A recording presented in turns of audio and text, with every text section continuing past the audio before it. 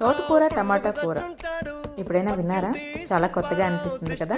నేను కూడా తిన్న ఫస్ట్లో నేను అలానే అనుకున్నాను, తోటకూరని ఇలా కూడా వండుతారా అని. రండి చూసేద్దాం ఎలా వండుకోవాలో.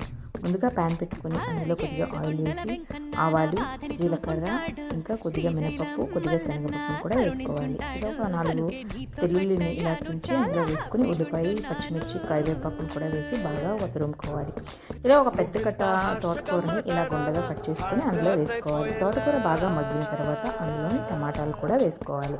టమాటాలు వేసిన తర్వాత కొద్దిగా మగ్గడానికి కోసం పసుపు, ఉప్పు వేసి మూత పెట్టేయాలి. చూసారు కదా, మూత పెట్టాక ఇలా మగ్గిపోతూ ఉంటుంది. ఇందులోని కూర దగ్గర పడుతుంది అనే టైంలో కొద్దిగా కారం, గరం మసాలా వేసుకుని మూత పెట్టుకుంటే ఒక 5 to 10 మినిట్స్ వదిలేస్తే మనకి కూర అనేది రెడీ అయిపోతుంది. చాలా హెల్తీగా ఉంటుంది, చాలా టేస్టీగా కూడా ఉంటుంది, చాలా చాలా బాగుంటుంది. ఇది రైస్ వేడి వేడి అన్నంలో కలుపుకొని తింటే సూపర్ ఉంటుంది.